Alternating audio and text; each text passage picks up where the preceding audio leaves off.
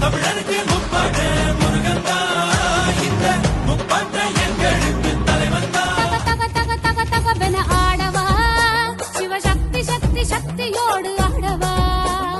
தக தக தக தக தக என ஆடவா, சிவசக்தி சக்தி சக்தியோடு ஆடவா.